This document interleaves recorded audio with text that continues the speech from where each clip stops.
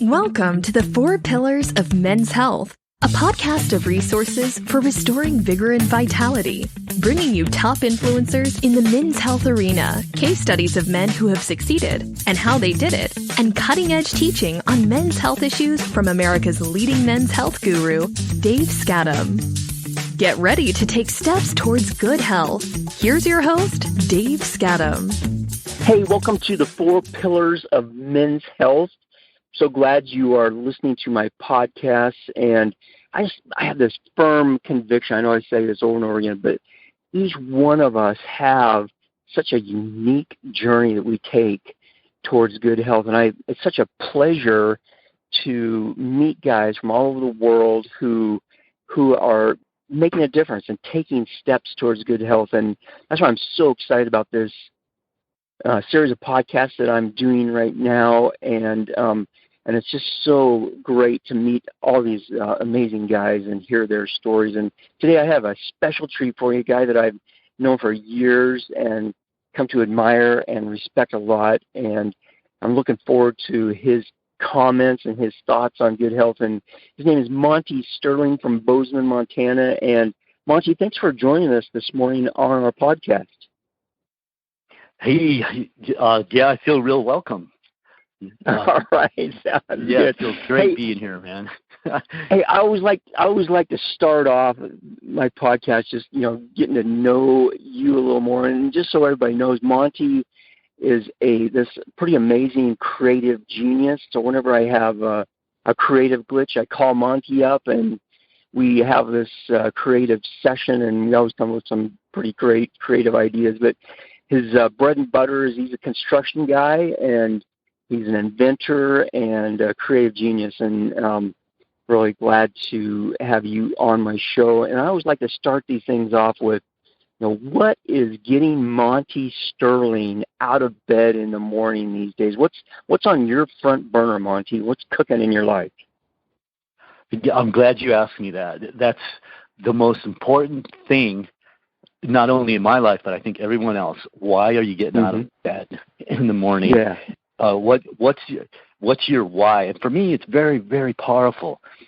And I jump out of bed before the alarm, and I don't know why I'm so motivated into action. Well, the reason I am is because I've got this powerful end game. Why do you even get out of bed in the morning? For instance, take Bill Gates. He's got an end game, and that's to eradicate poverty in Africa. So that's his reason for getting out of bed in the first place. And of course, all the money is bonus. And then you take Sam Walton, his end game, commitment to the masses. And I mean, once you define what that is, you get rid of all your mindless activity. And for me, it's a focused direction, which gets rid of a lot of wasted time. So I build homes, and for a living, I do that for the money. It pays the bills. I've risen to the top percentage of skill for a few reasons. When you're in charge and you're like, I need to get this done, no one is responsible except for me. You get past what I call the laziness, and you start to learn, and you start to make your mistakes, which is the tuition you have to pay anyway to become a master of what you're doing. But once I started to take charge, like, I got to build this house. Everything started to fall into place because my skill level started to rise, my ambition, my self-confidence, everything started to fall into place. And it just made me one of the top percentages of the people in that field. That's cool. Focus. I love it when you said it's the tuition you got to pay.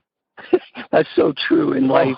If you're going somewhere, it's going to cost you, and you have to weigh that out. What's it going to cost you for where I want to go? And I think that's there's a lot. The tuition you have to pay. Yeah, the tuition you have to pay. I got that from Outliers, the guy that wrote that book. Cool. His name escapes me, but he said you need to make 10,000 mistakes over a period of 5 to 10 years. And in construction, I made every one of those. And the point that he was trying to bring out, every time you make one, check it off the list because you need 10,000. I think the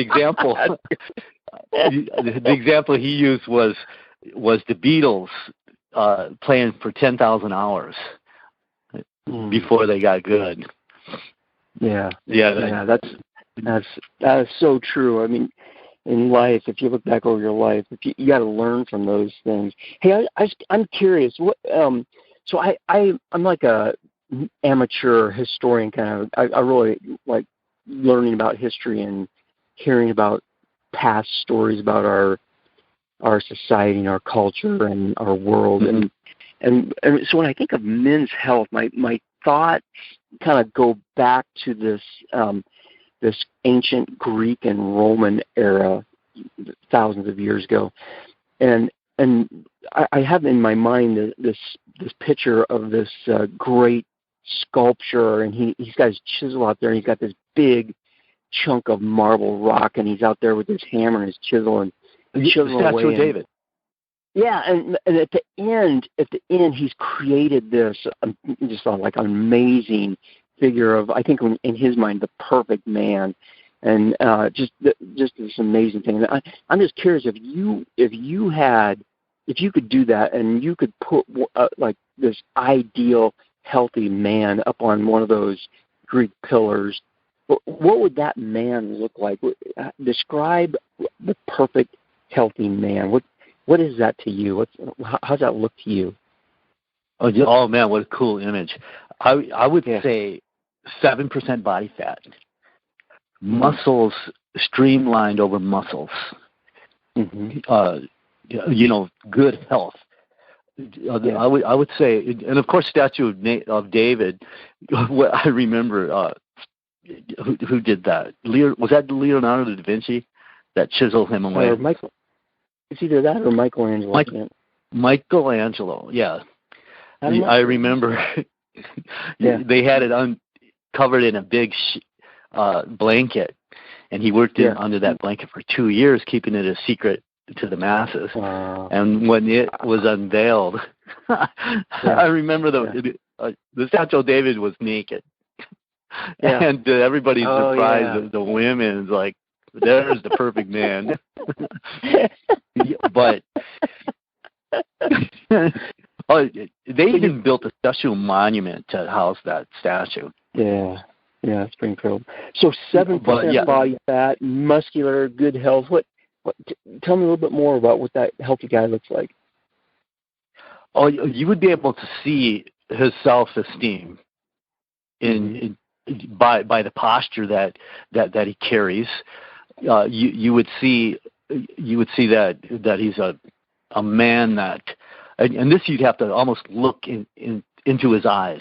You would see that he would be a man of substance and commitment to excellence, and just an intelligent kind of looking guy.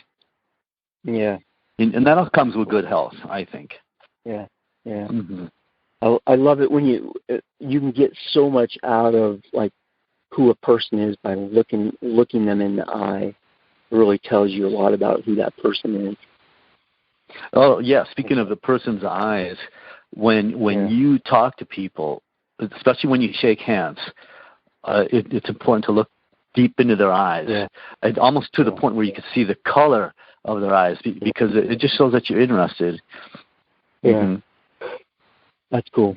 So you mentioned good health. A good fit body, a good self-esteem, and good posture, and good character, and the pursuit of excellence. The flip side of that is, as you go through life, and probably especially, or at least somewhat in construction, you probably see a lot of unhealthy people. So you just kind of like graphically describe this healthy guy. Now, what do you think it is that makes guys unhealthy? Oh, that's simple. Lifestyle. The average American, how much TV do they watch? 3 to 4 hours a day. Most guys I know, especially in my field of construction, they smoke cigarettes. They drink excessive alcohol, and I notice their health is like they're tired, they're negative, they're unhealthy. Yeah, tired and negative. Speaking of cigarettes, that's one of the most unhealthy things. I like to say that I quit when I was 11. Yeah. Because, when you're 11, you sneak behind a barn. You sneak behind a barn, you have that cigarette. That's what kids do. And I think that was the last one. I was 11. Yeah, I tried it one time. It never worked out very good for me. No. But that's a sign of an unhealthy. Yeah. That's unhealthy people. You have to treat your body like it's a temple, they say. Yeah. Yep. Mm-hmm. So watching TV, smoking cigarettes, alcohol, always being tired and negative. That's a strong list of really describes a lot of unhealthy people out there. Speaking of TV, your body's designed for action and stress, and in this field of construction, it's an active lifestyle. It's physical every day. It's push, and sometimes we have to meet the deadline. So, which means we have to go long hours, 14 hours, and then it gets to a point where fatigue sets in. Yeah. But your body you can push your body to the limit. Yeah. And as the late great Vince Lombardi said, fatigue will make fools of us all. Mm. So in my active lifestyle, we push right past the fatigue, and the body can take it, Yeah. And then one of the good things about that, you will sleep well. Yeah. You push your body. Let me tell you, the night's sleep. Physical people sleep very well. Mm-hmm. Yeah, that's right. Hey, so for you personally, you mentioned lifestyle, TV, these things that create unhealth, alcohol, excess of alcohol, tired and negative. What if you look at your life? What do you feel like were some of the things that you personally struggle with, that maybe you do it and you probably shouldn't, or you're trying to get out of a negative habit pattern or whatever? What are some of the things in your life currently or in your past that you've struggled with that create unhealth in you personally? Cool. Yeah, we'll get to that negative habit pattern in a minute, but let's put that on hold. But what I struggle with is the temptation to eat junk food. Because we're in construction, and sometimes we just work right through lunch, so we eat on the run. So what's easy? Order in some pizza, right? Or order in some McDonald's. And let me tell you, when I eat pizza, that's heavily processed meat and refined dough. I can physically feel the difference it makes in my body. When I'm physically active, you get tired right away. Of course, there's going to be a sugary drink. Yeah. And the brain's not. The brain doesn't see sugar as food. Yeah. And then of course there's going to be French fries. Yeah. The brain doesn't see that. That's full of carcinogenic substances. Yeah. And being a physically active guy, I notice the difference in how I feel right after I eat. So I would say. So when you're. Mm-hmm. Yeah, so when you're like, I've seen you work, and man, you are a hustler, you and your crew. And so I know that you are like out there on the edge of, pushing your body to the limit. And that's cool to hear you say that you can tell like right away when you eat something that is not good nutrition for your body. You can tell. What are some of the things that you feel like if you eat some of that junk food? What happens? What do you notice? You immediately get tired. You lose what I call the zone, where it's like a workout, and everything just flows. Right. You lose what I call the Michael Jordan factor, where you're not on top of your game. Like speaking of Jordan, he termed the phrase "in the zone," where everything just. There's the same thing in construction.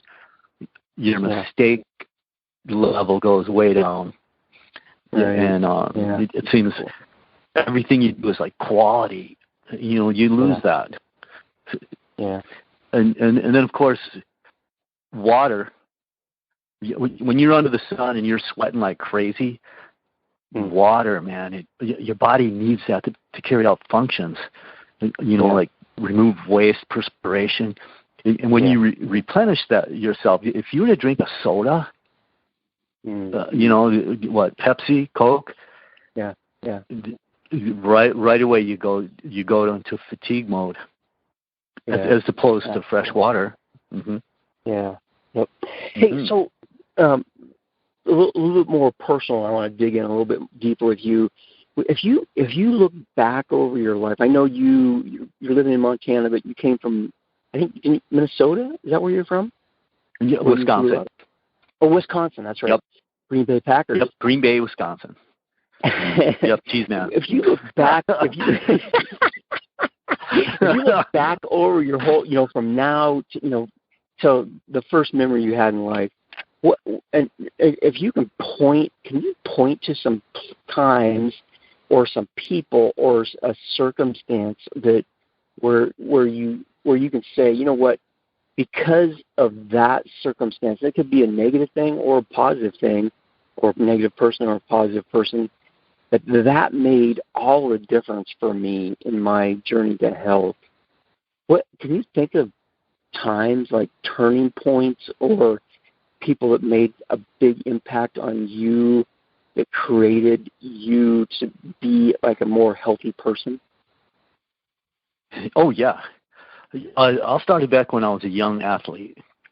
Mm-hmm. And the coaches that I had turned out to be the biggest mentors of my life. Mm-hmm. Wow. They taught me what I call the 4 Ps, the 4 Ds: persistent, desire, dedication, and what's the last one? Purpose. So I learned those in sports. Yeah. And I brought that into adulthood, where I had an end game of doing something remarkable with my life. Yeah. Yeah.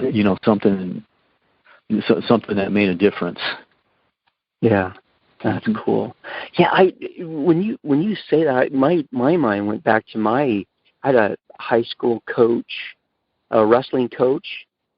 His name was Dennis Springer, and I still keep in touch with that guy.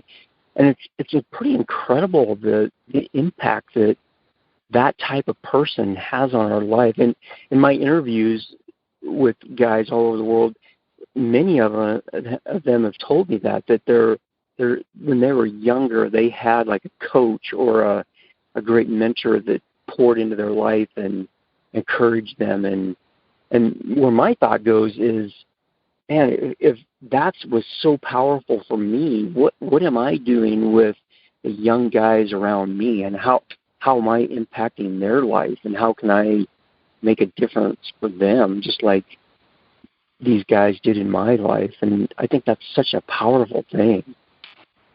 Coach Springer, huh? Yeah. So for me, it was like I look at the number one mentor my whole life.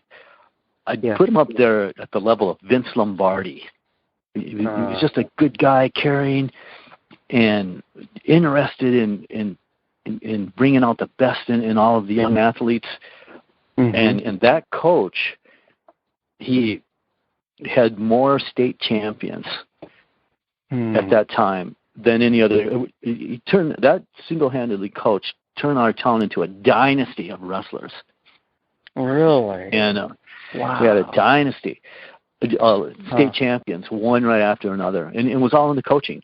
It was all in a man's ability to inspire young guys to be the best. Yeah, you know, that's incredible. That's powerful. That's what I want to do for people around me. It's great. Sometimes I see a young guy, and I tell him, I don't want to tell you what to do, but hey, if I was you, and I give him all the advice. Yeah. I usually say join Toastmasters. Yeah, I've seen you do that. Okay, so here we got to wrap. We got to start wrapping this up. But so I always like to, at the end of these podcasts, near the end of these podcasts, I always like to put this magic wand in my interviewee's hand and put a crown on your head. So Monte, you are the king of the world, and you have a magic wand, and you can do one or two things that you think would dramatically improve men's health all over the world. What if you could swing this magic wand and make that happen? What would it be? Cool. I'm glad you asked me that. What you are about to hear is going to give you health, wealth, love, happiness, everything in life, and this is what it is. Decide your life's purpose. Your end game. Why do you even get out of bed in the morning? Because once you decide that, you have a focused life. No more mindless activity. No more clutter in your brain. Once you have, let's put it like what Lance Armstrong said.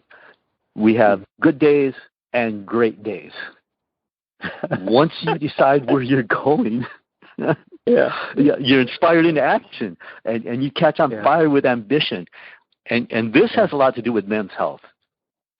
For one, you're going to get rid of all the mindless activities. You're going to be more focused. You can unlock your creative mind. And I first found this out when I was a young guy, and parents, they always mean the best, and they're like, you have to go into welding. But the only thing is, they didn't tell me how boring it was going to be. So here I'm doing what everybody else said, and then one day I said, "What do I want to do? What's my life's passion, my purpose?" Cool. And then I said, "I want to build. Yeah, I want to build homes. I want to work with my hands and be creative." And that led into other things that is unique to me. So when you say wave that magic wand, what do I want for everyone? Yeah. Decide where you're going. Decide your life's purpose. You know, that unique thing that's inside of you and inside of everyone. What's the meaning of life for you? You know. Right. That's cool. Mm-hmm. So when you say that, it's not always that easy to figure that stuff out. So, if there's somebody out there listening, like maybe a younger guy, and they're trying to figure out, what should I do with my life? What are some, now that you've kind of gone through that yourself and found your life passion, what advice could you give somebody that's kind of wandering through life and they're thinking, I gotta figure this thing out. I gotta get this dialed in and find a specific thing that I want to do in this life and get focused on that. What advice would you give them in their pursuit of that, trying to figure that out? Oh, I'm glad you asked me that. Here's the advice, and this is important. Yeah. And this is going to make you the man or the woman that you want to be. And here it is. Enjoy the journey. You're going to have a lot of ups and downs. Enjoy every one of them. We've been down before, but just keep focusing on that goal, and just learn to stop complaining and learn to love the struggle, because in the end it pays off. Yeah. You ask Michael Jordan how hard he worked. Ask Steve Jobs how hard. Once you learn to enjoy the struggle itself, there's no obstacle that will stop you. Yeah. Mm-hmm. Cool. All right. So, go ahead. I was going to say, you first mentioned that I invented the wall leveler. Yeah.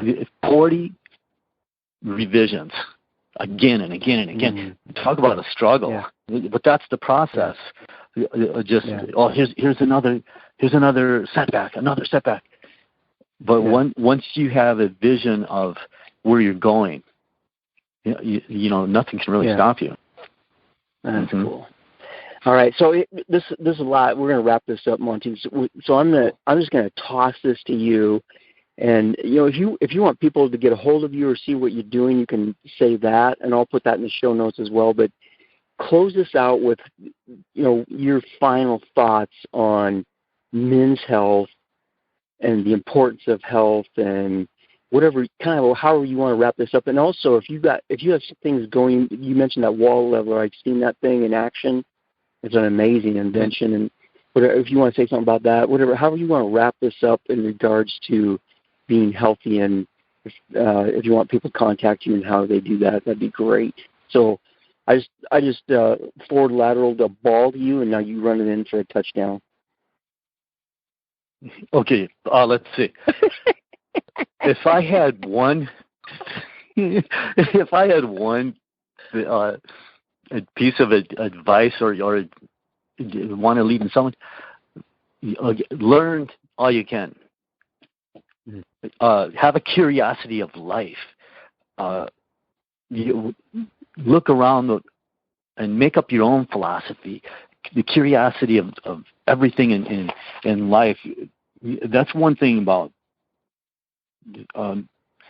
I've always had a wonder and ask questions.